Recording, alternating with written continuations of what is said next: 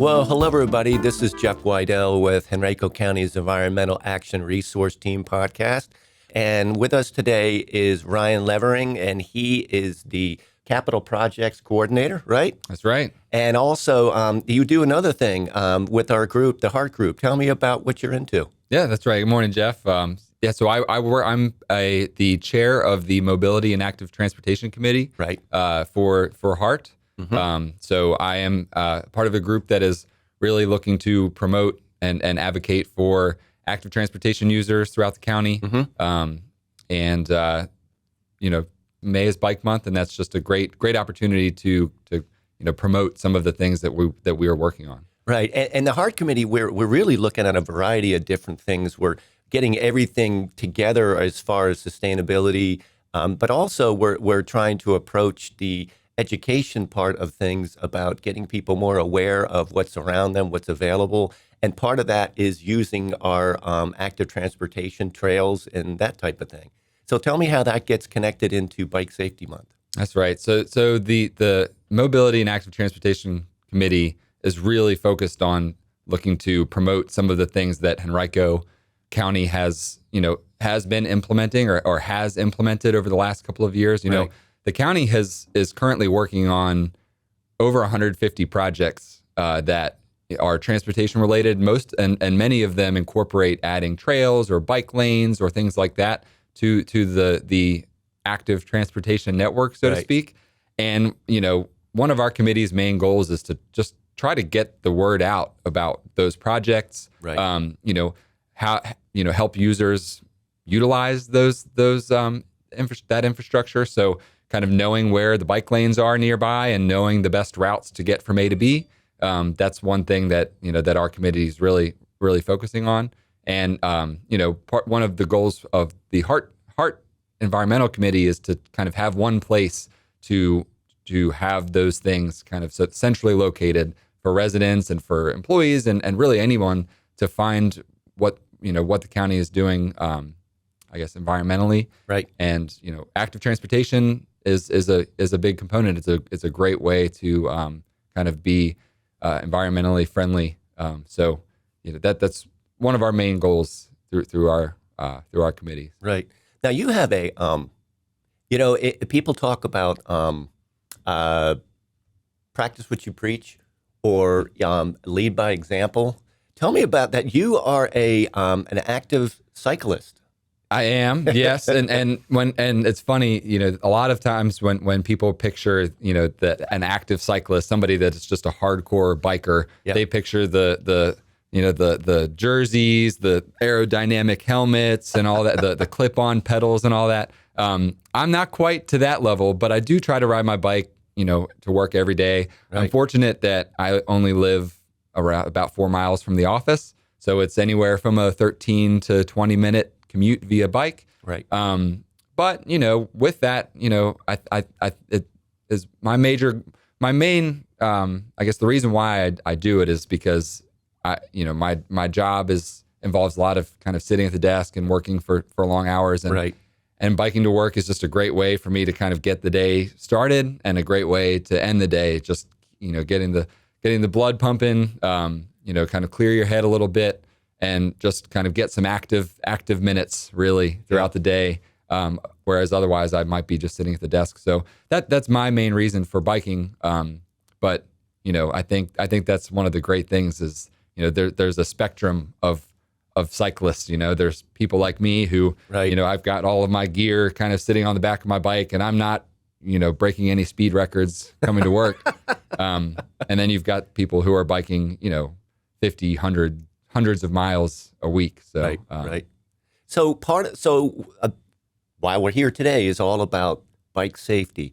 What are some of the things that bicyclists what are some of the things you need to be thinking about to be careful on a bike? Yes. So one of the biggest thing that I, try to practice when I'm biking around and I think is important for any cyclist is to really just understand that, you are just, you have the same rights to the road as a vehicle. Right. And with that, you need to follow all the traffic laws. So adhering to stop signs and riding with traffic and just following the rules of the road and being predictable is a major component.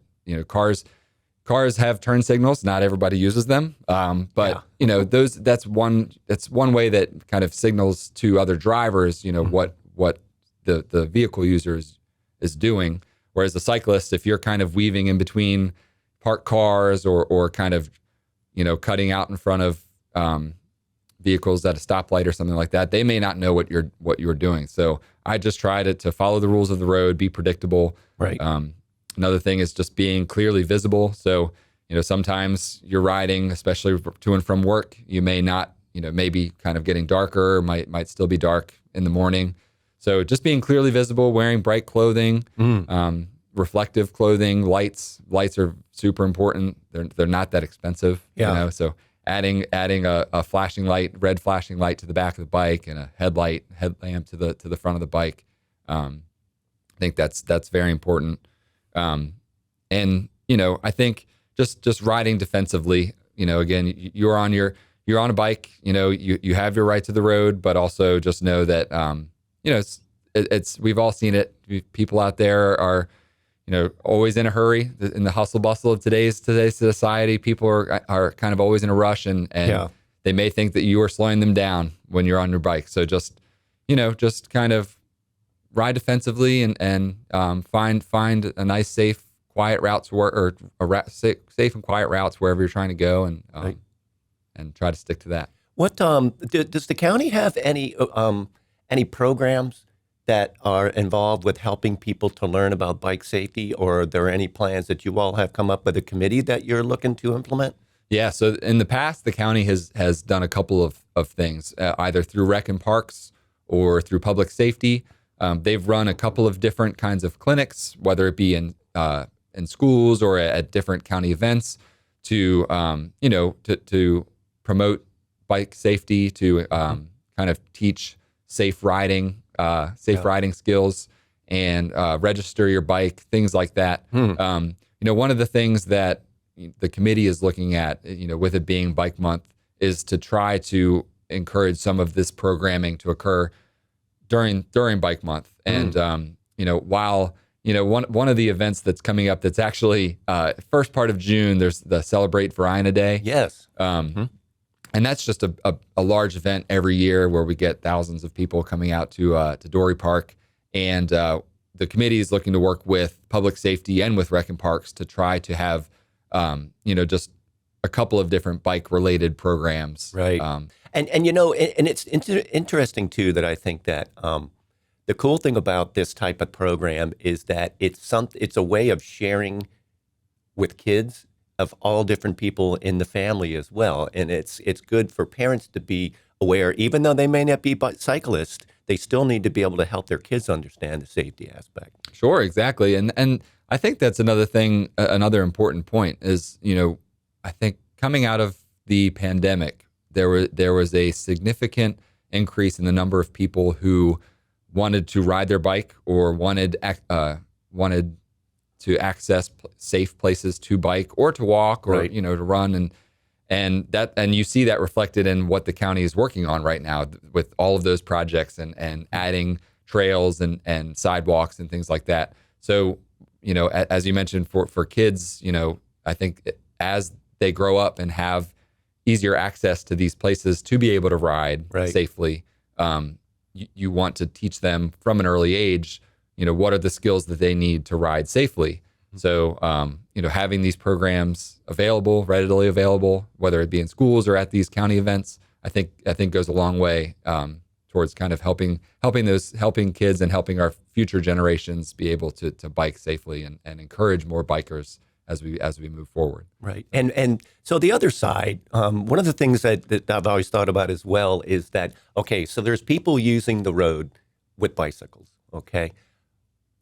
Drivers, what do we have to do? What kind of mindset, what types of things do we have to consider while we're driving to be safe and to include cyclists on the road?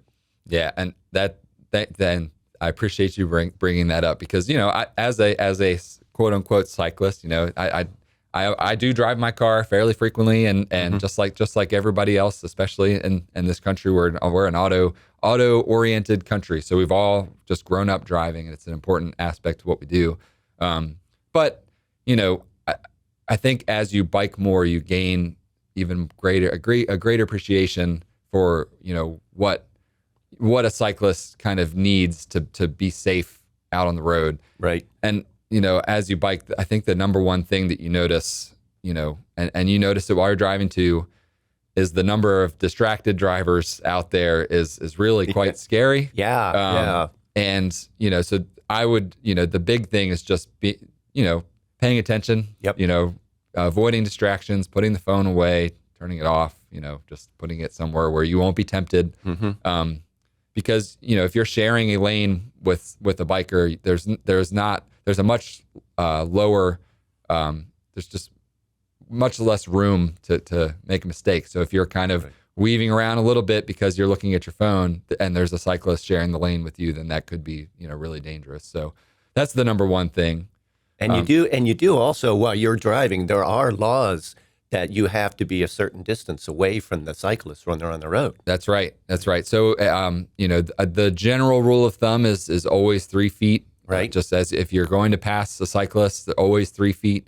When it's safe, honestly, when it's safe to just use the other lane, use the other lane when you're passing a cyclist.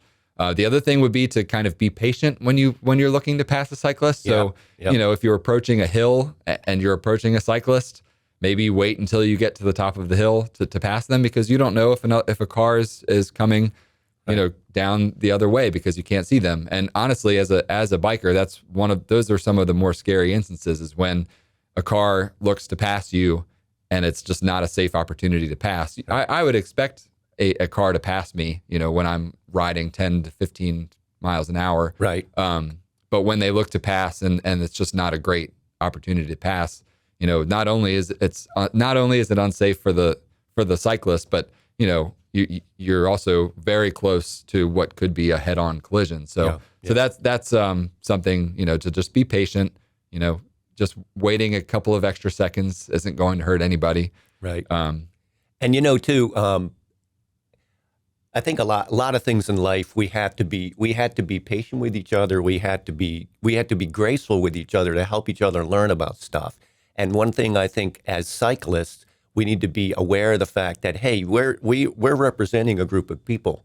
So we have to be patient as well. You can't get upset when somebody is doing something that you may or may not like that they're doing, because you're representing a group of people. On county roadways, and honestly, I think really just in general, as you mentioned, as a cyclist, if you are looking to, encourage more people to bike, encourage better attitudes towards bikers, you'll want to follow the rules of the road and be more predictable for drivers, because a lot of the complaints that you hear from drivers are, the biker doesn't stop at stoplights, they blow through stop signs, and I don't see them, and that's certainly true in some cases. So you want to be courteous to others that are using the road as well. All right. Well, what else?